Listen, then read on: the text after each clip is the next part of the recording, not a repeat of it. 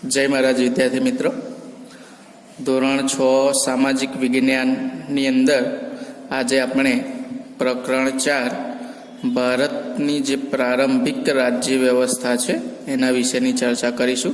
सौ प्रथम आपणे समझीए के राज्य व्यवस्था एटले शुं। राज्य व्यवस्था एटले राज्यनुं जे शासन है ए राज्यनुं शासन सारी रीते चलाववा माटेनी जे व्यवस्था होय एने राज्य व्यवस्था कहेवाय। भारत देश ज्यारे 1947 में आजाद थयो पहला राज्य व्यवस्था केवी हती एना विषयनी चर्चा आपणे आ प्रकरणनी अंदर करवाना छीए। शुरुआत में आपणे बात करीए तो भारत में जे राजकीय व्यवस्था अने संस्थाओं विषय आपणे जे छे वेद छे, आपणा 4 वेद आगळ जोया तेम, महाकाव्य बराबर, रामायण छे, महाभारत छे, बौद्ध ग्रंथोमांथी माहिती प्राप्त थाय छे। ऋग्वेद कालीन अने जे अथवा तो वैदिक काल में राज्य व्यवस्था जे स्वरूप है एक कबीलाई शासन व्यवस्था जेवुं हतुं। बराबर, एना वडो जे छे वड़ा ने राजन्य तरीके ओळखवामां आवे छे। एटले के जेनी चूंटणी थती नथी, बधा नक्की करी दे भाई आज व्यक्ति राजा एम, तो एमां चूंटणी थती नथी। सभा अने जे समिति छे जेवी राजकीय संस्थाओं ए समय अस्तित्वमां हती। आ समुदायने 20 तरीके ओळखवामां आवे छे। सभा अने समिति एने 20 तरीके ओळखवामां आवे छे। भारत में त्यार पछी जुदा जुदा प्रकारनी जे राज्य व्यवस्था है ते अमलमां आवी। अत्यारनी आपणे वात करीए के वर्तमान समय में नेतानी पसंद केवी रीते करवामां आवे तो लोकशाही ढबे आपणे अत्यारे लोकशाही छे एटले के चूंटणीनी रीते चूंटणी करवामां आवे। जे ते विस्तारमां जे ते व्यक्ति होय ने लोको मत आपीने चूंटे छे। हवे ए समयनी बात करीए तो सौ प्रथम जनपद तो ईस्वीसन पूर्वे एटले के ईसुना जन्म पहेलानी बात छे। ईस्वीसन पूर्वे 1000 ની आसपास पंजाब अने गंगा नदीना विस्तारमां जुदा जुदा समूहोना प्रारंभिक राज्योनी स्थापना थई हती तेने जनपद कहेवामां आवता। ईस्वीसन पूर्वे 1000 ની आसपास पंजाब अने गंगा नदीना विस्तारमां जुदा जुदा समूहोना जे प्रारंभिक राज्योनी स्थापना थई तेने जनपद कहेवामां आवे छे।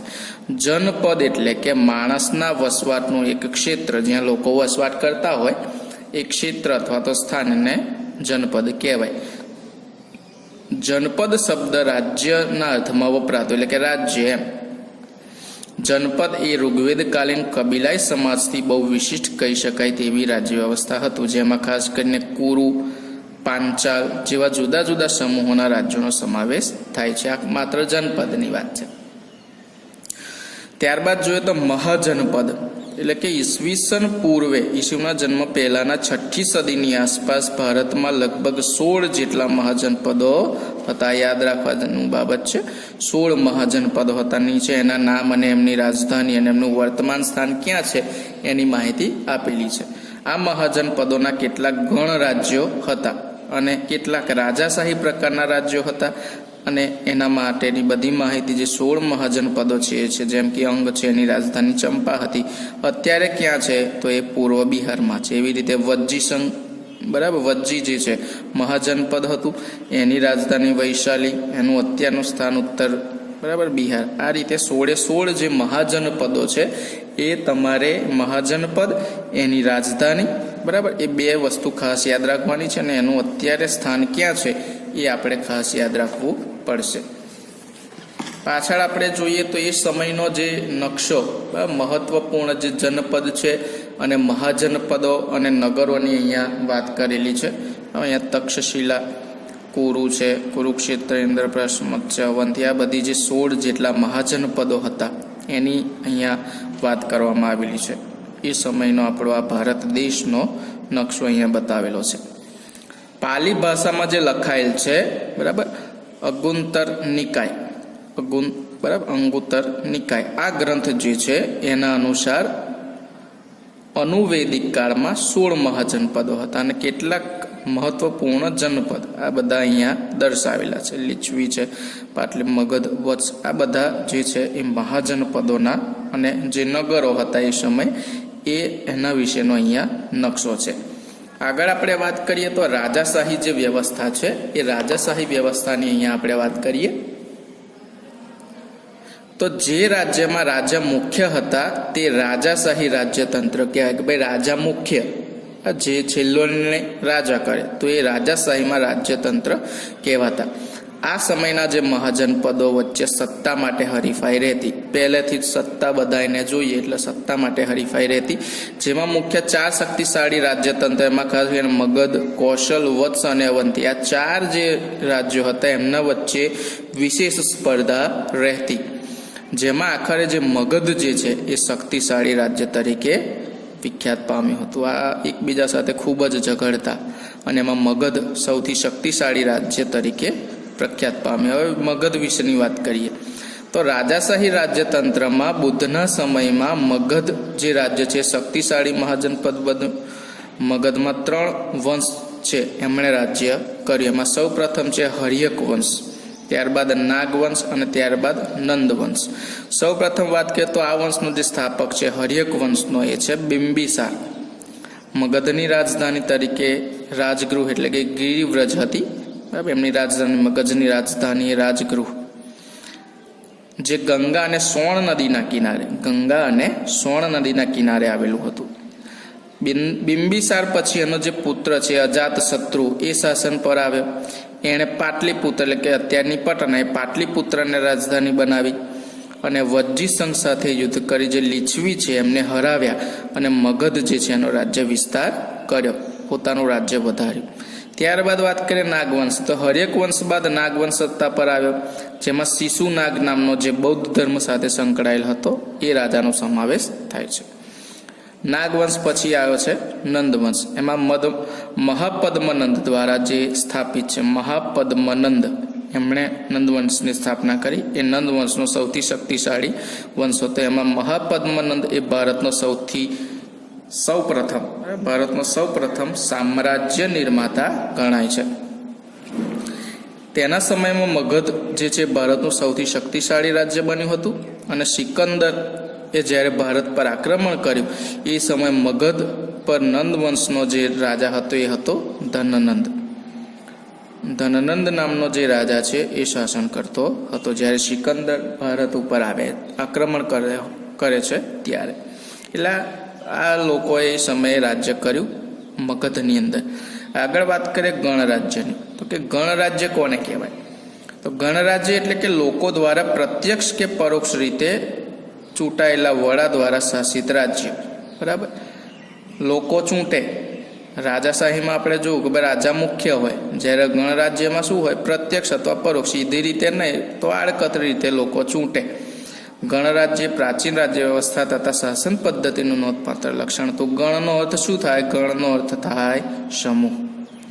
એક કરતાં વધારે જ્યારે સભ્ય સંખ્યાની મદદથી ચાલતું રાજ્ય એ ગણરાજ્ય કહેવાય. આ સમયે કેટલાક એવા પણ રાજ્યો હતા કે જેમાં રાજાને જનતા દ્વારા પસંદ કરવામાં આવતો હતો. હવે જનતા કે એ રાજા બનતા. આવા રાજ્યને ગણરાજ્ય કહેવામાં આવતું. ને જેમાં વૈશાલીના જે લીછવી છે, કપિલવસ્તુના શાક્ય, મિથિલાના વિદેહ, કુશીનારાના મલ્લો એ પ્રજાઓની અંદર આ ગણરાજ્યો હતા.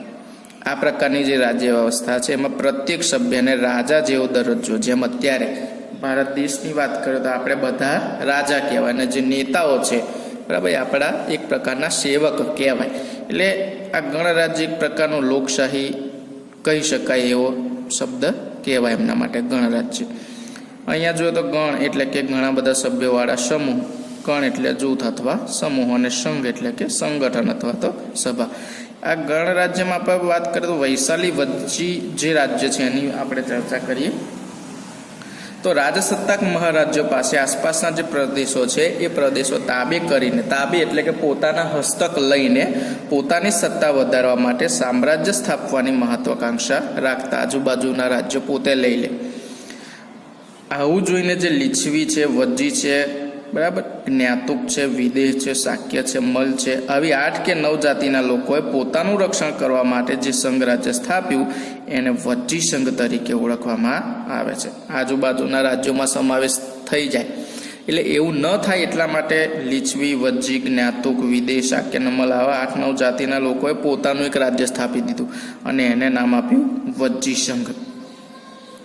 એ સંઘ રાજ્યનું મુખ્ય સ્થાન જે છે લછવીઓનું પાટનગર વૈશાલી હતું, બરાબર. વજ્જી સંઘનું જે પાટનગર એ વૈશાલી હતું. આથી તેને વૈશાલીના વજ્જી સંઘનું ગણરાજ્ય કહેવામાં આવતું. આમ ગણરાજ્યના જે રાજ્યનો વહીવટ છે, બરાબર, ગણરાજ્ય છે એ ગણરાજ્યનો જે વહીવટ છે એના સંચાલન માટે સભા દ્વારા થતું હતું, જેને કારણે તેને ગણતંત્ર તરીકે ઓળખવામાં આવતું.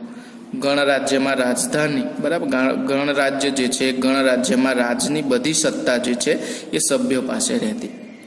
સભામાં સભ્યો બેસતા અને બધા જ કામકાજ ગણસભામાં રજૂ થાય અને બહુમતી અથવા તો સર્વાનુમતે પસાર થાય. અત્યારે પણ આવું જ છે, બરાબર. 10 લોકો હોય તો એ 10 લોકોમાં, બરાબર, 6 લોકો સારું કે ભાઈ આ કરવા જેવું છે તો કામ થાય, અથવા તો 5 થી ઓછા 4 જણા, બરાબર, એવું કે કરવું છે કામ તો ન થાય, બહુમતીથી પસાર થતું. ટૂંકમાં જ્યાં આ સભા ભરાતી હતી એ જગ્યાને સંથાગાર કહેવાય. યાદ રાખવાનું છે, પરીક્ષામાં પૂછાય એવો પ્રશ્ન છે કે આ જે સભાઓ સભ્ય બધા બેસતા એ સભા જ્યાં ભરાતી એ જગ્યાને કહેવાય સંથાગાર અથવા તો નગર ભવન તરીકે ઓળખવામાં આવતું.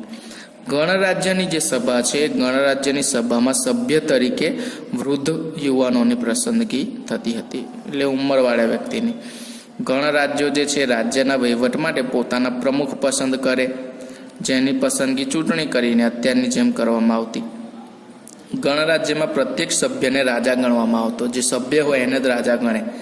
ગણરાજ્યોની પોતાની એક સભા હોય, પાછી એમાં વહીવટ હોય, સંરક્ષણ હોય, યુદ્ધ હોય, સંધિ હોય જેવા મહત્વના પ્રશ્નો ઉપર ચર્ચા થાય અને પછી નિર્ણય લેવાય બહુમતીથી. કોઈ પણ સભ્ય નિયત થયેલા સમય સુધી જ સભ્યપદ ભોગવતો. જેમ અત્યારની ચૂંટણીની વાત કરીએ તો ચૂંટાયેલ વ્યક્તિ 5 વર્ષ સુધી રહી શકે, ત્યારબાદ ફરીથી ચૂંટણી થાય, એટલે નિશ્ચિત સમય સુધી.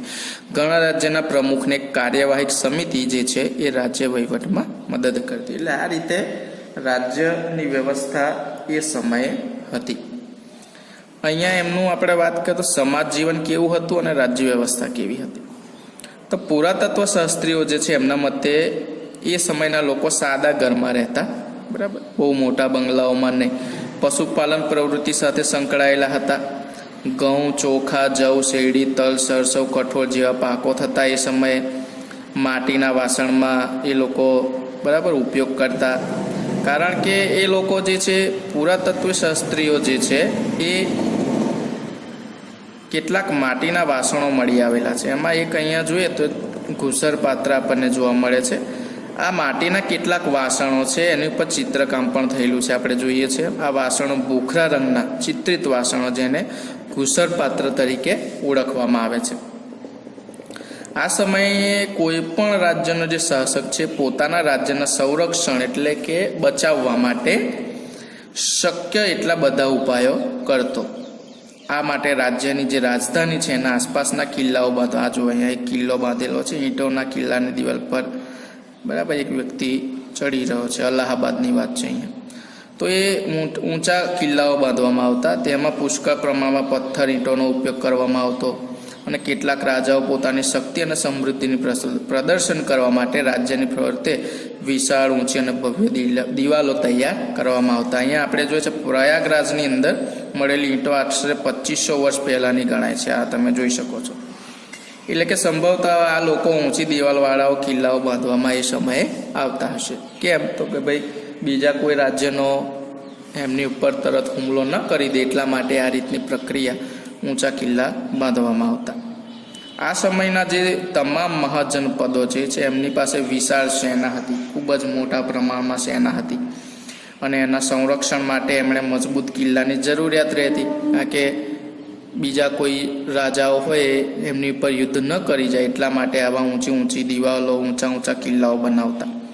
આ જરૂરિયાતને પૂરી કરવા માટે લોકો પાસેથી કર, વ્યાજ, બરાબર, આપણે ટેક્સ જેને કહેવાય, કર લેવામાં આવતું. જેમ કે ખેતીના પાક જે થયો એનો 6ઠ્ઠો ભાગ ખેડૂતો રાજકોષમાં આપતા. ધારો કે, બરાબર, 100 કિલો ઘઉં કે કોઈ પણ વસ્તુ થયું તો એનો 6ઠ્ઠો જે ભાગ થતો હોય એ 6ઠ્ઠો ભાગ ક્યાં આપવાનો? રાજકોષમાં આપી દેવાનો. કારીગર જે વર્ગ હોય, કામ કરનાર વર્ગ, 1 માસમાં 1 દિવસ રાજ્યને કામ કરી આપતો. જો કેટલી સુંદર વ્યવસ્થા હતી. 1 દિવસ એણે રાજ્યમાં કામ કરી આપે, મફતમાં, પૈસા નહીં. પશુપાલકો જે છે કરના ભાગરૂપે પશુઓ આપતા, પશુઓ હોય એમની પશુ પર રાખતા હોય પશુપાલકો, તે શું કરે, એમના જે પશુ હોય એ ટેક્સ તરીકે, કર તરીકે, વેરા તરીકે આપી દેતા. વેપારીઓ જે છે સામાનના ખરીદ વેચાણ પર કર આપતા. આપણે કોઈ પણ વસ્તુ લાવે, ધારો હું આ પેન્સિલની જ વાત કરું તો 5 કે 10 રૂપિયાની અથવા જેટલા રૂપિયાની હોય એની ઉપર હું ટેક્સ ખર્ચીને આ વસ્તુ લાવું અને જે ટેક્સ હોય, વેરો હોય, આપણી જે રાજ્ય સરકાર હોય એની પાસે જાય અને એ જે છે પછી વિવિધ પ્રકારની જે યોજનાઓ હોય એની અંદર પાછો ફરીને પૈસો આપણી ઉપર પાછો આવતો હોય છે. ટૂંકમાં આ સમયે કર લેવામાં આવતો હતો દરેક વસ્તુ પર. આમ જે મહાજનપદોના સમયગાળામાં આપણે જોઈએ તો લોખંડના ઓજારોને લીધે ખેતીમાં પણ સુધારો થવા લાગ્યો હતો. બરાબર, એટલે આ રીતે આ જે આપણે પ્રકરણની અંદર વાત કરી કે ભારતની જે પ્રારંભિક રાજ્ય વ્યવસ્થા હતી, પ્રારંભિક રાજ્ય વ્યવસ્થાની અંદર આ રીતના જે 16 મહાજનપદોની આપણે વાત કરી. ત્યારબાદ આ જે એમનું રાજધાની કઈ છે અને એમની રાજ્ય વ્યવસ્થા કેવી હતી, સાથે સાથે આપણે એ લોકોનું સમાજ જીવન કેવું હતું, એમની રાજ્ય વ્યવસ્થા. બરાબર, કર ઉઘરાવતા હતા, 6ઠ્ઠો ભાગ જે થતો એ બરાબર રાજકોષમાં જમા કરતા. કારીગર હોય તો 1 માસમાં બરાબર 1 દિવસ રાજ્યને કામ કરી આપતા. આ રીતે ભારતની જે પ્રારંભિક રાજ્ય વ્યવસ્થા છે એ આ પ્રમાણેની હતી.